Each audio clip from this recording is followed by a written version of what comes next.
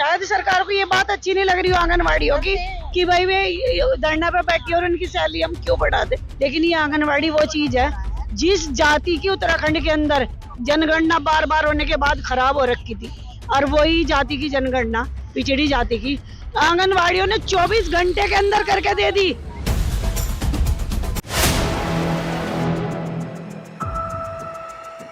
नमस्कार, मैं शाहीन खान और आप देख रहे हैं 4 PM दिल्ली। समय दिल्ली के जंतर मंतर के बाहर मौजूद हूँ, जहाँ पर काफी संख्या पे आंगनवाड़ी की महिलाएं पहुंची हैं। इनको धरना प्रदर्शन नहीं किया देने जा रहा है और मांगे लेकर के पहुंचे। कुछ लोग मेरे साथ जुड़े, उनसे बातचीत करूँ। सर, आपका नाम क्या है? मेरा नाम जितेंद्र सिंह और मैं प्रभारी आंगनवाड़ी हिमाचल प्रदेश से हूँ।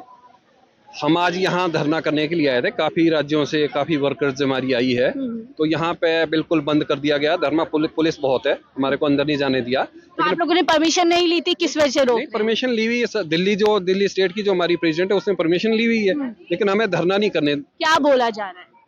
कुछ नहीं, अंदर नहीं जाने दे रहे कि आप धरना नहीं। वजह बताइए कि नहीं, वजह कोई नहीं बताई जी कि यहाँ धारा 144 का हवाला देते हुए इनको रोक दिया गया और ये बता रहे कि परमिशन इनके पास है। अगर परमिशन इनके पास है तो जाहिर सी बात है वो दिल्ली पुलिस तक भी पहुंची होगी, क्योंकि थाने से वो चीजें जो है पूरी सर्कुलेट हो जाती है।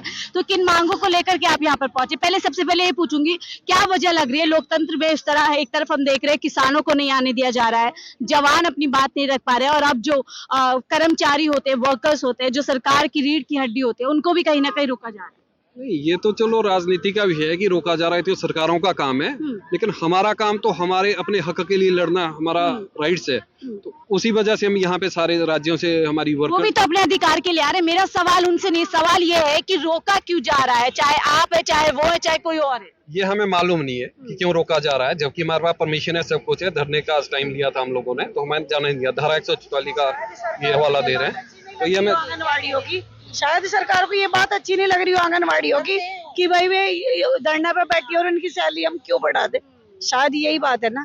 लेकिन ये आंगनवाड़ी वो चीज है जिस जाति की उत्तराखंड के अंदर जनगणना बार बार होने के बाद खराब हो रखी थी, और वही जाति की जनगणना पिछड़ी जाति की आंगनवाड़ियों ने 24 घंटे के अंदर करके दे दी है। 24 घंटे के अंदर आप लोग अंदाजा लगा सकते हैं कि कितनी मेहनत इन लोगों ने की होगी। और उत्तराखंड की, मैं माफी चाहूंगी बीच में रुके, उत्तराखंड ऐसी जो आप अंदाजा लगा सकते हैं पहाड़ों पर बसा हुआ राज्य है, और कितनी मेहनत आप लोगों ने की होगी। 24 घंटे के अंदर हमने उसकी पिछड़ी जाति की सरकार आप लोगों पर ध्यान नहीं, फिर भी सरकार हमारे से खिलाफ है। हो सकता है हमसे कोई गलती हो रखी हो सके उन्हें जरूरत ना हो सके अभी हमें सड़कों पर उतार के या भूखा मरने के लिए छोड़ रहे हो, कोई तो कारण होगा ही है भाई। क्योंकि हम 20 तारीख से कार्य बहिष्कार पे है। सरकार रीढ़ की हड्डी बताती है, लेकिन जब हम रीढ़ की हड्डी है, उस रीढ़ की हड्डी के लिए कुछ तो होना चाहिए है भाई। जो सुबह से और 24 घंटे के लिए काम करती है, बच्चे उनके भी हैं, परिवार उनके भी है, काम वे भी करती है। आंखों पर उनकी चश्मे चढ़ चुके, खाने पीने से वे लाचार है, क्योंकि पहले उनकी रिपोर्ट देनी, लेकिन फिर भी हमारे कोई सुनवाई सरकार को के अंदर नहीं हो। तो एक बात बताइए, आप लोग योजनाओं को घर घर तक पहुंचाने के लिए इतनी मेहनत करते हैं, सरकार श्रेय ले लेती है कि देखिए हम कितनी अच्छी योजनाएं लेकर आ रहे हैं, लेकिन कर्मचारियों का ये हाल है। गर्भवती से हमारा स्टार्टिंग शुरू होता है, टीकाकरण होता है, जांच होती है, गोलियों को देना, फिर उसके बाद हमारे पास गेहूं चावल आ रखे, उनके लिए बोला जा रहा है कि बिना आधार के किसी को नहीं देना।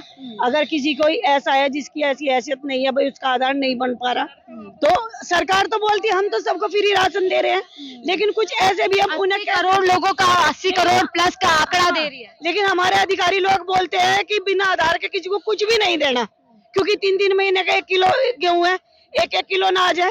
जिस लाभार्थी को बोलते हैं भाई लेके चलाओ, वो क्या देता है जी, कबूतरों को डाल दियो। तो देखो तो क्या कुछ इस तरीके की स्थिति है जो है, जैसा मैम बता रही है, क्या यही स्थिति है? जी हाँ, बिल्कुल इनकी यही स्थिति आंगनवाड़ी वर्कर की। अगर आपने सही आंकड़ा लेना है तो आंगनवाड़ी केंद्र से मिलेगा, चाहे वो सेंसस का हो, चाहे वो किसी योजना का हो। जो भी सेंट्रल सरकार की कोई योजना होती है या राज्य सरकारों की होती है, उसको आंगनवाड़ी कार्यकर्ता सफलतापूर्वक हर बेनिफिशियरी तक पहुंचाती है। और जो सेंसस का जो आंकड़ा है, अगर सही मायने में सरकार ने लेना है तो आंगनबाड़ियों में है। इसमें बच्चे कितने, युवतियां कितनी है, स्वर्ण कितने हैं, पिछड़ा जाति कितने है, सही आंकड़ा अगर जनगणना का सही आंकड़ा है तो आंगनबाड़ी में है। और जो भी इनकी योजना है बहुत अच्छी अच्छी योजना है इन्होंने। सरकार क्यों नहीं सुन रही है? ऐसा पहली बार नहीं है कि आप लोग यहाँ पर आए, हम लगातार कवरेज करते रहे हैं अलग अलग प्लेटफॉर्म से। आप लोगों की समस्या है पर सरकार का ध्यान क्यों नहीं जा रहा है इस बार? अब ये हमारा ये इसीलिए आज हम यहाँ इकट्ठे हुए हैं कि चुनाव आने वाले हैं, तो हम चाहते हैं कि चुनाव के घोषणा पत्र में हर पार्टी, ये 28 लाख आंगनवाड़ी वर्कर्स है इंडिया के अंदर। लगता है 24 के चुनाव से पहले कुछ बात बन पाएगी? आप लोगों की जो मुद्दा है वो कहीं ना कहीं समाधान होगा? यही हमारा मुद्दा है। जैसे हमारे कुछ सीटें उन्होंने 500 इनका भी बढ़ाया है चुनावों से पहले, तो हम चाहते हैं कि कम से कम चुनाव में घोषणा पत्र में हर पॉलिटिकल पार्टी इनका डाले, ताकि जिसकी भी सरकार बने बाद में हम उनको उनसे लागू करवा सकेंगे। इनका वेतन बढ़ोतरी को लेके हमारा मेन मुद्दा है आज का। और सेम वर्क सेम पे हमारा काम जो है पूरे। अगर नहीं सुनी जाती है, कोई भी मेमोरेंडम में अपने लेकर नहीं आते, तो कोई और रास्ता आप लोग जी हाँ, अगर हम अपने मेमोरेंडम में ये नहीं डालते तो हम इनका बहिष्कार करेंगे। जो पॉलिटिकल पार्टी घोषणा पत्र में हमारा आंगनवाड़ी वर्कर का नहीं डालेगी कोई, तो हम उस पार्टी का बहिष्कार करेंगे। देखिए आम महिलाएं भी, उनसे भी बात करूंगी। आप कहाँ से आई माता जी? आप कहाँ से आए? गाजीपुर से। गाजीपुर से। क्या कहेंगी आज? देखिए मैं कैमरा पर्सन को कहूंगी वहां तक दिखाएं, दूर दूर तक जो है काफी भारी संख्या में महिलाएं यहाँ पर पहुंची है, लेकिन समस्या यही आई है कि इनको जो इनकी बात रखने का एक मौका पाने के लिए ये लोग यहाँ पर पहुंचे थे, वो फिलहाल इनको नहीं मिला है और इसी तरीके से सड़कों पर बैठने के लिए मजबूर है। कुछ महिलाएं वहां पर अपनी बात रख रही है, उनसे बात करूंगी। ये देखिए आप, ये महिलाएं अपना घर बार छोड़ करके यहाँ इस तरीके से पटरी पर बैठी हुई हैं। आप लोग कहाँ से आए? बोलिए। उत्तराखंड से। उत्तराखंड से। क्या मांग लेके आए आप यहाँ पर? राज्य कर्मचारी घोषित करने के लिए।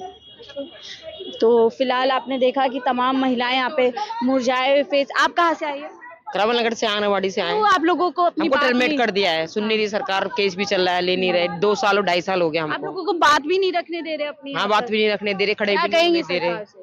सरकार से कहेंगे हम अपनी मांगे लें, हमें नौकरी पे वापस लें। तो सरकार तो सुन नहीं रही है, फिर क्या सुनेगी, करेंगे? सुनेगी क्यों नहीं? हम आएंगे बार चुनाव आ गए 24 बार से। बार आएंगे हम। कब तक बोलेंगे? अब चुनाव आ चुके हैं। केस भी चल रहा, बार बार आएंगे, फिर आएंगे, आज भी आएंगे। ठीक है, यहाँ पर भी कुछ। आप कहाँ से आए हैं? संगम में प्रोजेक्ट से। तो क्या लग रहा है, बात सुनी जाएगी आप लोगों की? जो अभी तो आपको बात ही नहीं रखने दिए जा रहे हैं। यहाँ तो खैर भी नहीं होने दे रहे हैं, तो बात क्या रखेंगे? क्या वजह लग रही है? सरकार को कोई डर है? क्या वजह है जो आपको बात नहीं? डर ही है, जब ही हमसे डरते हैं, जो हमारे सामने बात नहीं करते वो आके। देखिए तमाम भारी संख्या में महिलाएं अपनी बात रखना चाहती थी, फिलहाल इनको रोक दिया गया है। आगे क्या रास्ता निकलेगा वो भी आपको अपडेट करेंगे। मुझे इजाजत दीजिए, मैं शाहीन खान, 4 PM।